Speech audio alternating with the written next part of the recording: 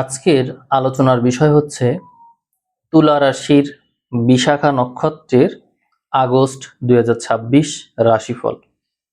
এই আলোচনায় আমি প্রথমেই একটা বিষয় জানিয়ে রাখি যে আমি লগ্ন ভিত্তিক আলোচনা শুরু করতে চাচ্ছি, এতে অ্যাকুরেসিটা বাড়ে। তো সেক্ষেত্রে আপনারা আপনাদের লগ্ন প্রেডিক্ট করতে, লগ্ন উল্লেখ করতে পারেন, যাতে ভবিষ্যতে আমি যখন আবার রাশিফল দেব, যদি এমন হয় যে আপনাদের ভিডিওর ভিউ 5,000 পার হয়ে যাচ্ছে এবং আপনাদের লগ্নতে দেখা যাচ্ছে যে কোনো কোনো লগ্নের জাতক জাতিকার সংখ্যা অনেক বেশি, আমি স্পেসিফিক সবচেয়ে বেশি যে লগ্নের জাতক জাতিকা হবে তাদের 2-3টা লগ্ন নিয়ে আমি একটা আলাদা ভিডিও তৈরি করতে পারবো, এতে প্রেডিকশনের কোয়ালিটিটা বাড়বে। তো আপনারা সেই ব্যাপারে চাইলে সহযোগিতা করতে পারেন, কমেন্ট করতে পারেন। আমার এরকম একটা উদ্যোগ রয়েছে, আমি প্রতিটা ভিডিওতেই এই বিষয়টা জানিয়ে রাখছি যাতে করে ভিডিওর মান বাড়ানো যায়। তো আমি আলোচনা শুরু করি। এখানে আপনারা ইতোমধ্যেই থাম্বনেইলে দেখেছেন যে এখানে এই মাসে আপনার কর্মে আগ্রহ থাকবে না। এখন কর্মে আগ্রহ কেন থাকবে না সেই বিষয় নিয়ে আমি একটু বলি। দেখুন, এই মাসে আপনার রাশির অধিপতি শুক্র, এই শুক্র কোথায় থাকবে? শুক্র থাকবে কেতুযুক্ত হয়ে, শত্রু গ্রহযুক্ত, কিন্তু আবার একাদশে। এবং মাসের 15 তারিখের পর থেকে আমরা রবিকে কেতুযুক্ত হতে দেখব, আবার শুক্রকে দ্বাদশস্থ হতে দেখব এবং নিঃস্থ হতে দেখব। তার মানে শুক্রকে বিবেচনা করলে তার অবস্থান কোনোভাবেই ভালো না। এর সাথে অবশ্যই আপনারা একমত যে শুক্র আগস্ট মাসে কোনো ভালো পজিশনে নেই।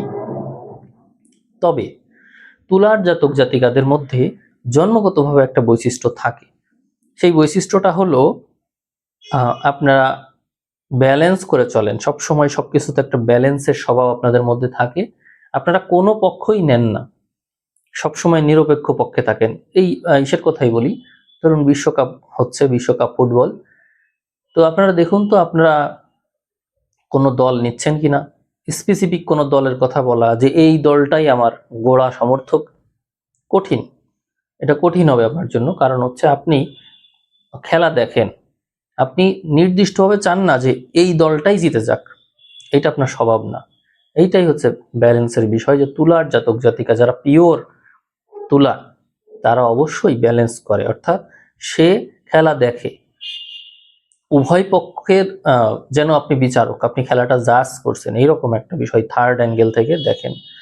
তো এখানেও তাই আপনার মধ্যে যে নলেজটা লাভ হবে সেটি হলো আধ্যাত্মিকতা এবং স্পিরিচুয়াল যে জার্নি, সেখানে সবকিছু থেকে বিচ্ছিন্ন থেকেও সবকিছুর সাথেই থাকা। অর্থাৎ আপনি এই যে ধরেন, আমি একটা ভালো এক্সাম্পল দিয়ে বোঝাতে পারি। ধরুন আপনার ওই প্রান্তে আছেন, আমি এই প্রান্তে আছি, আমি ভিডিওটা করছি, আপনারা এটা দেখবেন, কিন্তু আমি এই যে আমি ভিডিওটা করছি, কিন্তু আমি আবার অন্য একটা অ্যাঙ্গেল থেকে আমার এই কার্যক্রমকে আমি দেখছি যে ঠিক মতো আলোচনাটা হচ্ছে কিনা, দর্শকরা যা চাচ্ছে সেই অনুযায়ী আমি আউটপুট দিচ্ছি কিনা,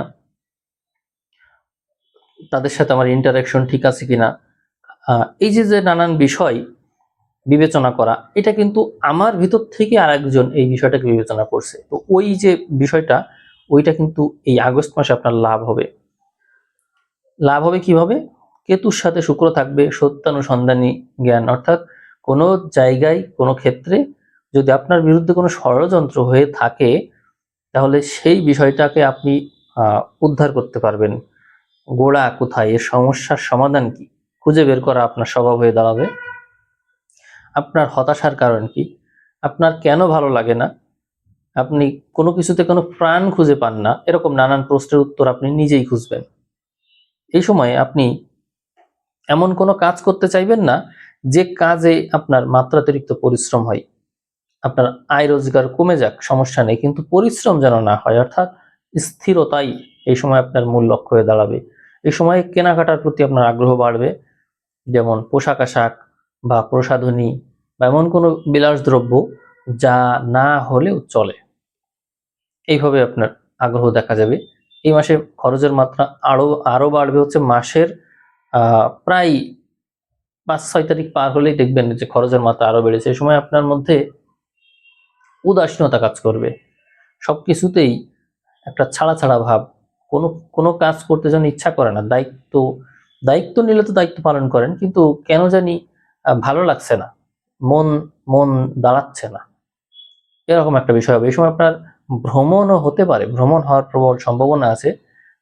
বিশেষ করে নিজ বাসভূমির প্রতি আগ্রহ বাড়বে আপনার এই সময়, ভ্রমণ হওয়ার চান্স এই জন্য বেশি আছে।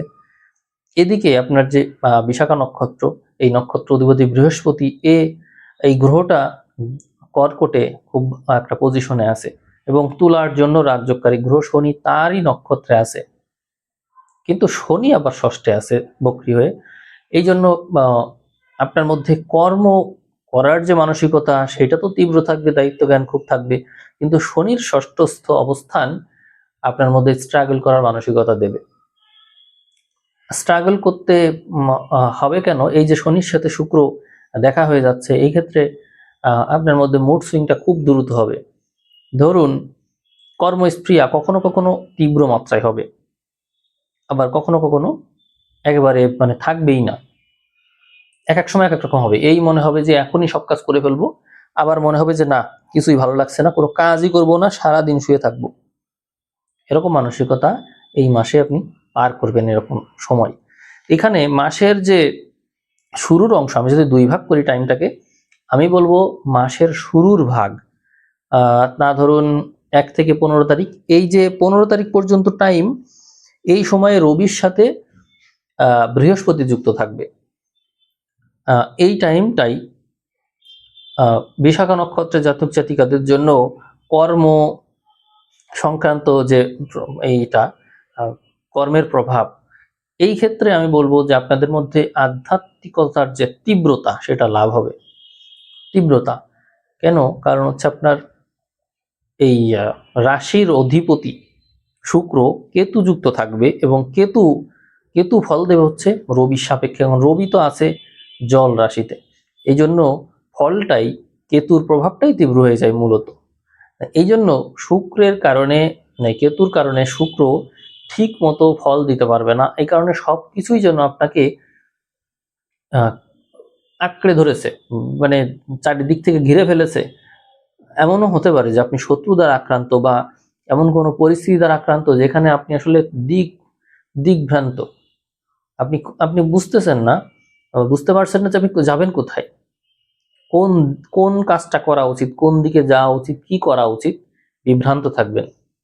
এইটা এই আগস্ট মাসে অবশ্যই আপনার সাথে ঘটবে। তো সেক্ষেত্রে আমি সাজেস্ট করব ধূমাবতীর মন্ত্র, এটা শুনতে পারেন, এটা আপনাকে যথেষ্ট হেল্প করবে। আর এই মাসটা আপনারা যদি লাল রঙের পোশাক ব্যবহার করতে পারেন বেশি ভালো হয়। একটা জিনিস মনে রাখবেন, চতুর্থ পঞ্চমপতি রাজযোগকারী গ্রহ শনি, তারই একটা ঘরে পঞ্চমে রাহু বসে আছে, কিন্তু শনি ষষ্ঠে থেকে নিচস্থ শুক্রের সাথে যে দৃষ্টি বিনিময় করবে, এবং শুক্র কেতু একটা সংযোগের আগে থাকবে, এই সবকিছু মিলিয়ে এটা বলা যায়। আমি আর একটা তথ্য অ্যাড করে দিই, যারা বিবাহিত, তো সপ্তম অধিপতি মঙ্গল যেহেতু সপ্তম অষ্টমে থাকছে, সপ্তমপতি মঙ্গল অষ্টমে থাকছে, পরবর্তীতে আবার নবমেও যাবে, কিন্তু অষ্টমে যে সময়টা থাকবে বিশেষ করে মাসের প্রথম যে 5টা দিন, আর জুলাই মাসের শেষ ভাগ, একেবারে মাসের শেষ ভাগ, এবং আগস্টের শুরুর 5 দিন, এই টাইমটা একটু রিস্কি, আমার কাছে মনে হয় একটু রিস্কি। কিরকম? এই সময়ে আপনার সাংসারিক বিবাদটা বাড়বে, হাজব্যান্ড ওয়াইফ যদি থাকেন তাদের মধ্যে বিবাদ বাড়বে। বিবাদ বাড়ার কারণে আপনার যে এক্স বা এর আগের যার সাথে রিলেশন ছিল, এরকম কারোর সাথে আপনার যোগাযোগ হতে পারে, তার সাথে আপনার দুঃখ শেয়ার করার ব্যাপার থাকতে পারে, এরকম কিছু রয়েছে এখানে। ওই শনির সাথে শুক্রের যোগাযোগ হওয়া, এইটার কারণে বললাম। তো পরবর্তীতে এই যে রাশি, আপনার যে রাশি, এ কিন্তু ব্যালেন্স করতে চাই, এই কারণে আপনি উভয় পক্ষই ব্যালেন্স করতে চাইবেন, আর তারই একটা মানসিক অশান্তিতে আপনি ভুগবেন, যে আপনি আসলে কোন দিকে যাবেন, কি করবেন, মানসিক তেজ, বল এগুলো বাড়তে দেখা যাবে আস্তে আস্তে। কিভাবে বাড়বে? আলটিমেটলি আপনি জয়ী হবেন। কোনভাবে জয়ী হবেন? মানে হচ্ছে আপনি আপনার ওই সংসার জীবনে ফিরে আসবেন। এখানে সপ্তমপতি যে মঙ্গল, নবমে চলে আসবে পরবর্তীতে, কিন্তু থাকবে রাহুর নক্ষত্রেই। অর্থাৎ রাহুর নক্ষত্রে মানে হচ্ছে ওই পঞ্চম অধিপতি। অর্থাৎ আপনি ওয়াইফকে ওয়াইফ হিসেবে দেখতে কখনোই পারবেন না। তাকে আপনার ওই লাইফের যে টার্গেট, সেই টার্গেট পূরণের সাথে যে মানে সহায়তাকারী, সমর্থক, এই হিসাবে যদি তাকে দেখতে পারেন, বা হচ্ছে তার সাথে নতুন করে ওই নতুনভাবে যে রিলেশন ডেভেলপ করা, পুরাতন সম্পর্ক বাদ দিয়ে নতুনভাবে আবার চিন্তা করা, ওইভাবে চিন্তা করে যদি তার সাথে সম্পর্ক এগোতে পারেন, তাহলেই সম্পর্ক বেশি ডেভেলপ করবে বলে আমি মনে করি। এই আগস্ট মাসে আপনার দশমভাবে গ্রহ সংযোগগুলো দেখলে দেখা যায় সবসময় কোনো না কোনো গ্রহ থাকছে। মাসের শুরুতে রবি বৃহস্পতি, আমি 10-12 তারিখের দিকে দেখি আরো বেশি অতিরিক্ত গ্রহ হিসেবে বুধ চন্দ্র এরাও যুক্ত হয়, আর মাসের শেষে আবার বৃহস্পতি একা হয়ে যায়। কিন্তু গ্রহ সবসময়ই আছে। অতএব আপনার কর্মক্ষেত্রে আপনি যদি জ্ঞান, বিদ্যা, বুদ্ধি, বিবেচনা বোধের প্রয়োগ করেন, তাহলেই সবচেয়ে বেশি ভালো করতে পারবেন। মঙ্গল জুলাই মাসের শেষ ভাগে হয়তো আপনাকে বেশ স্ট্রাগল দিবে, বা হচ্ছে একটু প্রেসারে রাখবে, বা গন্ডগোল হতে পারে, কারোর সাথে বিবাদ হতে পারে। কিন্তু আলটিমেটলি আপনি যদি আপনার কর্মে ফোকাসড থাকেন, তাহলে অবশ্যই ভালো করবেন। একটা জিনিস মনে রাখবেন যে রাশির অধিপতি শুক্র দ্বাদশে আছে। অতএব এই সময়ে আপনার মধ্যে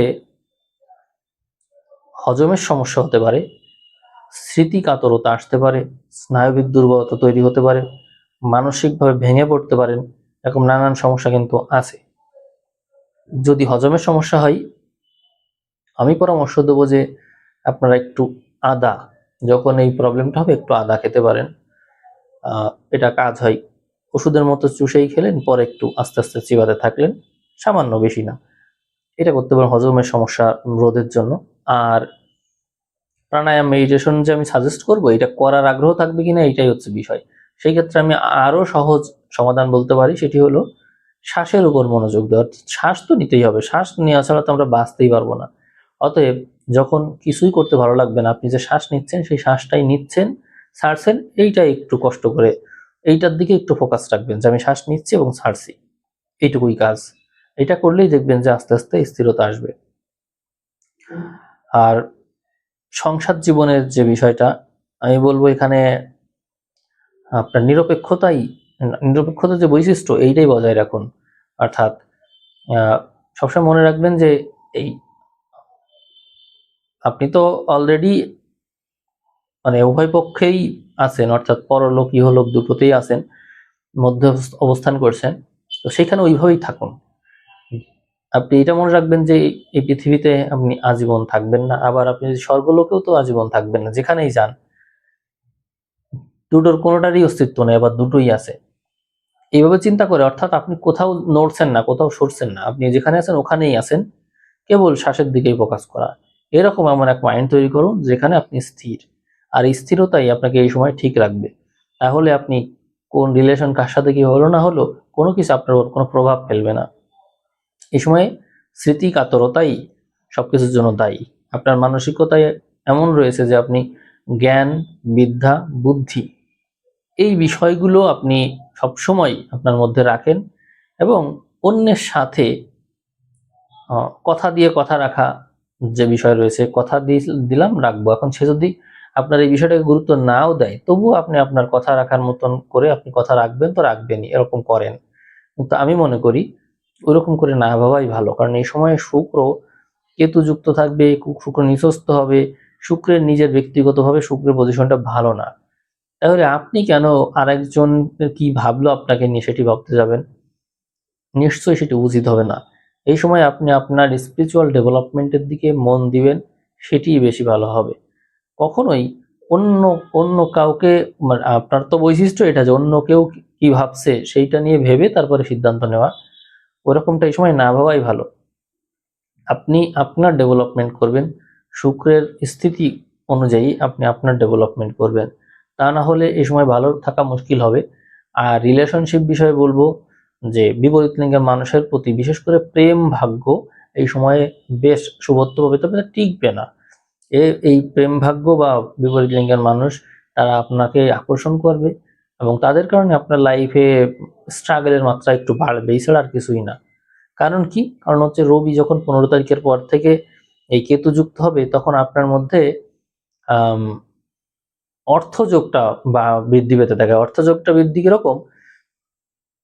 বকেয়া থাকে না কিছু, যে আমার হ্যাঁ আয়টা আসবে, ইনকামটা আসবে, কিন্তু আটকে আছে, এখন না, পরবর্তীতে হয়তো আমি পাবো, এই টাইপের একটা সৃষ্টি হয়। তার বিপরীত ঘর রাহু বিপরীতে রাহু যে কুম্ভে আছে, এ কিন্তু প্রবল হয়ে যাবে।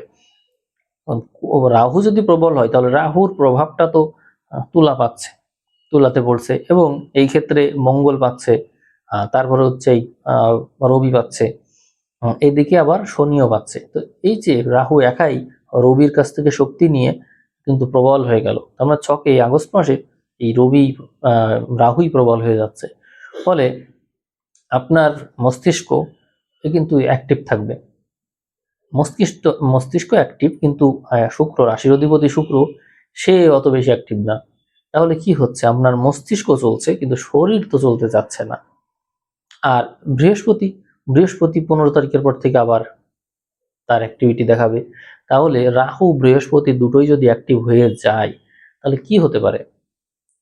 এর মানে হচ্ছে আপনার মুখ তো থেমে থাকবে না, অর্থাৎ পরিস্থিতি এমন হবে যে আপনি কোথাও থেমে থাকতে পারবেন না। আপনি কথা বলতে চাইবেন, আপনি প্রকাশ করতে চাইবেন, আপনি আপনার মনোভাব প্রকাশ করবেন, কোনো না কোনোভাবে কারোর সাথে ঝগড়া বিবাদ হওয়ার চান্স বেশি। কি কারণে হবে? আপনার পয়েন্ট অফ ভিউ এর কারণে। আপনি বলবেন যে আমি যেটা বলেছি, আমি যে কথা বলেছি সে কথা তো ভুল না, তাহলে আমি হারবো কেন? আপনার পয়েন্ট অফ ভিউ এরকম হতে পারে। আমার পয়েন্ট অফ ভিউ যদি দোষযুক্ত না থাকে বা আমার কোনো দুর্বলতা না থাকে বা আমার হেরে যাওয়ার তো কারণ নাই, তাহলে আমি হারবো কেন? আমি কথা কেন বলতে পারবো না? আমি চুপ কেন থাকবো? এরকম দৃষ্টিকোণ থেকে আপনি কথা বলে জিততে চাইবেন, এটা ঠিক হবে না। কারণ এখানে আপনাকে এনার্জি সঞ্চয় করতে হবে মূলত। দেখুন, আপনার চতুর্থ অধিপতি মনের কারক গ্রহ এই শনি কিন্তু ষষ্ঠে আছে, অর্থাৎ আপনার মন মাইন্ড ভালো নেই, অন্যের সাথে তর্ক বিতর্ক করে মন ভালো হবে না। দেখুন, পঞ্চমপতি যার সাথেই আপনার সম্পর্ক ডেভেলপ করবে, যার প্রতি স্নেহ অনুরাগ বাড়বে, প্রেম বাড়বে, সেই ষষ্ঠস্থ, এবং তার কাছ থেকে আপনি আলটিমেটলি দুঃখই পাবেন। তাহলে সেরকম কিছু তো করে লাভ নেই। তারপরে দেখুন, সপ্তমপতি অর্থাৎ জীবন সঙ্গী এ আছে নবমে, কিন্তু রাহুর প্রভাব যুক্ত হয়ে, তার মানে এ আপনার ভাগ্যের উপরও কিন্তু প্রভাব বিস্তার করছে সপ্তমপতি। কিন্তু তার কথা কি আপনি শুনবেন? আপনার জীবন সঙ্গী আপনাকে দিয়ে আপনার মধ্যে একটা তৈরি করবে, প্রেশার তৈরি করবে, কোনো কিছুর দিকে যাওয়ার জন্য ফোর্স তৈরি করবে, কিন্তু আপনি কি যাবেন সেদিকে? আপনার কি সেই শক্তি বা মনোবল আছে? কারণ শুক্র তো আপনাকে দুর্বল করে রেখেছে, আপনি তো এনার্জি পাচ্ছেন না। প্রবলেমটা ওখানেই যে শুক্রের বিপরীতে শনি আর রবির বিপরীতে রাহু, আবার মঙ্গলও রাহু দ্বারা প্রভাবিত। এই কারণে সবকিছু মিলিয়ে আপনার মধ্যে স্ট্রেংথ কম থাকবে। এই জন্য কথা যত কম বলা যায় ততই ভালো। চুপচাপ থাকবেন, স্থির থাকবেন, স্পিরিচুয়াল মেডিটেশনের মাধ্যমে এনার্জি সঞ্চয় করতে পারেন, সেটি ভালো হবে। আপনার কর্মঘরে বৃহস্পতির মতন গ্রহ রয়েছে যে আপনার নক্ষত্র অধিপতি তুঙ্গস্থ অবস্থায় এবং ছকে বেশ বলবান। এই জন্য যদি আপনারা এই সময়ে কারোর সাথে তর্ক বিতর্ক না করে এই যে মোটিভেশনাল পর্যায়ে যারা আছে, যারা অন্যকে মোটিভেশন দেয় বা কনসালটেন্সি নিয়ে কাজ করে, কনসালটেশন করে, তারপরে অন্যকে পরামর্শ দেয়, বা মিডিয়েটর হিসেবে কাজ করে, মধ্যস্থতাকারী হিসেবে কাজ করে, কোনো কিছু অ্যারেঞ্জমেন্ট হিসেবে কাজ করেন, বা শিক্ষক, বা এমন কোনো বিশেষ পরামর্শক যার পরামর্শ মানে গুরুত্বপূর্ণ প্রতিষ্ঠানে যে পরামর্শক হিসেবে কাজ করে, সমালোচক হতে পারে, এরকম নানান পর্যায়ে রয়েছে, যে সমস্ত জায়গায় আপনাদের ভালো করার চান্স অনেক অনেক বেশি। বিশেষ করে শিক্ষাক্ষেত্র, যা দান করে দিতে হয় কিন্তু কখনো কমে না, এরকম বিষয়। যেমন আপনি ডাক্তারি পেশায় থাকতে পারেন, বা আপনি শিক্ষকতা বা গবেষণামূলক কোনো কাজ, আপনি মনে রাখবেন যে এমন কোনো কিছু যা দান করে দিতে হয় কিন্তু কখনো কমে না। এই হচ্ছে আপনার আহ, আহ, মানে মূল এই সময়ের তথ্য। যে বিষয়টা আপনি আপনার কর্মের সাথে মিলিয়ে দেখবেন যে আমি যে কর্মটা করছি সেটিকে যদি দান করে দিচ্ছি কিনা, আর করলে সেটি কমছে কিনা। যদি না কমে তাহলে অবশ্যই সে বিষয়ে আপনার উন্নতিই আছে। আপনারা আপনাদের লগ্ন কমেন্ট করতে পারেন, লগ্ন কোন লগ্ন আপনার, তো সেটির ভিত্তিতে আমি সামনে ভিডিও দেওয়ার চান্স বেশি। আমি রাশি ভিত্তিক সব ভিডিও তো দেব না, কেউ কেউ লগ্ন ভিত্তিক ভিডিও চাই, আমার সেইটা দেওয়ার ইচ্ছা আছে। তো সে পর্যন্ত আহ, আপনারা ভালো থাকবেন। আমি সামনে আবার লগ্ন ভিত্তিক আলোচনায় আসতে চাই, দেখি পারি কিনা, আপনাদের কমেন্টের উপর নির্ভর করছে। তাহলে আপনারা ভালো থাকবেন। আমি আজকের ভিডিও এখানে শেষ করলাম। সবাইকে অসংখ্য ধন্যবাদ।